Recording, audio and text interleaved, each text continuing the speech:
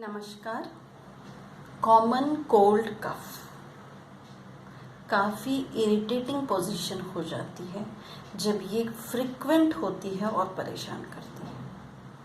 ये common cold कफ क्यों होती है और इसे नेचुरली कैसे ट्रीट किया जाए। यदि इसे समय पे ट्रीट न किया गया तो आगे ये कितना डेंजरस हो सकती है, ये सारी चर्चा आज हम करेंगे। मेन रीज़न कोल्ड का होता है वो है टेम्परेचर का इम्बैलेंस होना। आज पूरी चर्चा छोटे बच्चों को फोकस करके किया जाएगा।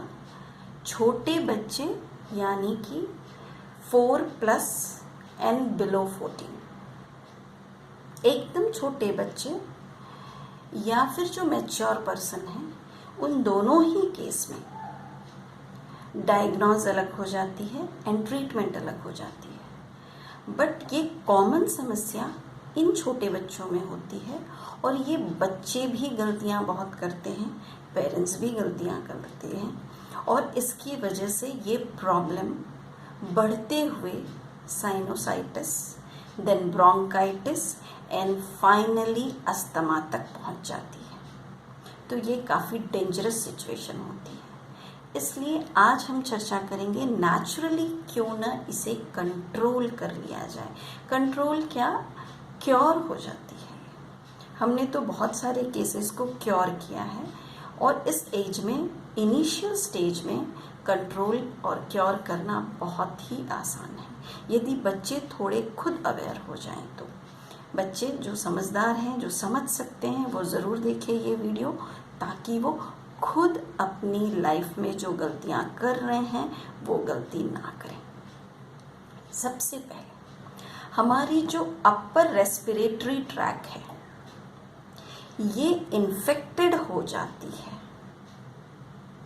इन्फेक्शन के बाद जब हमारे लंग्स को सफिशिएंट ऑक्सीजन नहीं मिल पाता है थ्रू द नॉस्ट्रल्स, तो ये सिचुएशन क्रिएट होती है। यानी कि हमारी ब्लड में कंटिन्यू ऑक्सीजनेशन प्रोसेस का डिस्टर्ब होना इसका एक कारण है। ये डिस्टर्ब कब होती है? जब टेम्परेचर इम्बैलेंस होती है। और इन करंट सिचुएशन यानी कि आज के लाइफस्टाइल में जो दो मेन कॉज हैं वो है AC and second one is fridge. Fridge और एसी ये दो चीज़ कॉमन कोल्ड का रूट कॉज देखा गया है। बच्चे बड़े होने के बाद मनचाही चीज़ को फ्रिज खोला और इमीडिएट खा लेते हैं, तो वो टेम्परेचर डिस्टर्ब हो जाती है। एसी जो स्कूल में है, घर में है, गाड़ी में है, एसी का टेम्परेचर एंड हमारी बॉडी टेम्परेचर, इस दोनों में मेजर डिफरेंस होता है जो बॉडी एक्सेप्ट नहीं कर पाती है और ये तकलीफ होती है। अब इसे कंट्रोल कैसे किया जाए? अभी जो मैं आपको डेली रेगुलर रूटीन बता रही हूँ ये तो करना है। जब आप इन्फेक्टेड हो जाएं तो 3 days डाइट क्या फॉलो करना है वो काफ़ी इम्पोर्टेंट है। सुबह उठते गर्म पानी पीना, लुक वार्म से थोड़ा ज़्यादा गर्म, सिप कर करके, जैसे आप चाय पीते हो, गर्म दूध पीते हो, वैसे गर्म पानी, उसमें कुछ भी नहीं डालना। देन फ्रेश होना है। फ्रेश होने के बाद some warm up exercise, stretching exercise, then breathing exercise. Breathing because nostril के थ्रू जो आप लंग्स को एयर सप्लाई करते हो, इससे आपकी लंग्स कैपेसिटी इम्प्रूव होगी और प्रॉब्लम सॉर्ट आउट होगी। प्राणायाम, भस्त्रिका प्राणायाम, अनुलोम विलोम प्राणायाम बहुत इम्पॉर्टेंट है। कंटिन्यू करते रहें। कॉमन कोल्ड के बाद यदि साइनस की इनिशियल स्टेज में आ गए हैं तब तो कंटिन्यू करते रहना ही है विदाउट ब्रेक, यदि आपको इसी स्टेज में क्योर कर लेना है तो। नहीं तो आगे ये आपके अस्थमा तक को जा सकती है। हमें सोचना है कि क्यों ना हम इनिशियल स्टेज में ही इसे कंट्रोल करें। Prevention is always better than cure, and naturopathy इसी प्रिंसिपल पे काम करती है, कभी भी सिम्टम पे नहीं रूट कॉज को ट्रीट करती है। तो रूट कॉज के लिए आपको अपनी डाइट एंड आपकी रेगुलर रूटीन पे ध्यान देना बहुत ज़रूरी है।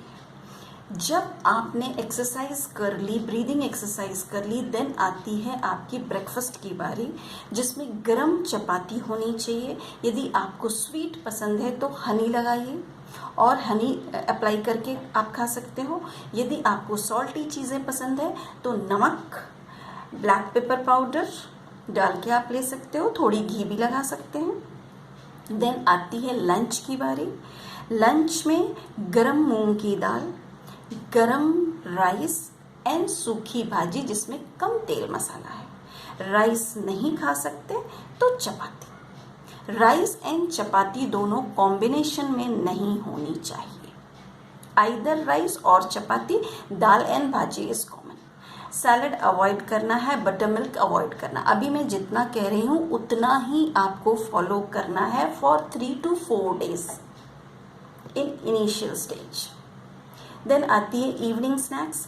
इवनिंग स्नैक्स में आप रोस्टेड चना यानी कि भुने हुए छोटे ब्राउन चने आते हैं, वो चना विथ जैगरी यानी कि गुड़। इम्पॉर्टेंट चीज़ ये है कि वो खाने के बाद आपको आधे घंटे तक पानी नहीं पीना है। पानी नहीं पीना है, ये बहुत इम्पॉर्टेंट है, प्लीज़ नोट डाउन। पानी पीने के लिए आपको थोड़ा वेट करना पड़ेगा। ये सारी मेडिसिनल चीज़ें हैं। No butter, no cheese, jam, jelly, bread, biscuit, cookies, Lay's, nothing, कुछ भी नहीं लेना है। Direct dinner. डिनर में ब्रोकन व्हीट यानी कि दलिया की खिचड़ी जिसमें अजवाइन का तड़का होना चाहिए एंड जिंजर क्रश करके डाला हुआ होना चाहिए, वेरी इंपॉर्टेंट। सोते वक्त क्या करना है, गर्म पानी, उसमें ज़रा सा लेमन जूस डाल के पी लेना है थ्रू आउट द डे। यदि इसके अलावा कुछ खाने की इच्छा हुई तो आपको सिर्फ बॉयल वेजिटेबल सूप लेना है विथ ब्लैक पेपर, सॉल्ट और चाहिए तो गार्लिक, दैट्स इट। इसके अलावा कुछ एक्सटर्नल चीज़ें नहीं लेनी है। Main important, mustard oil application, ये पेरेंट्स का काम है। मस्टर्ड ऑयल को गुनगुना कीजिए एंड सारे नेल्स पे, हाथ के पैर के नेल्स पे, पाम पे एंड फुट पे अप्लाई कीजिए, हल्का मसाज।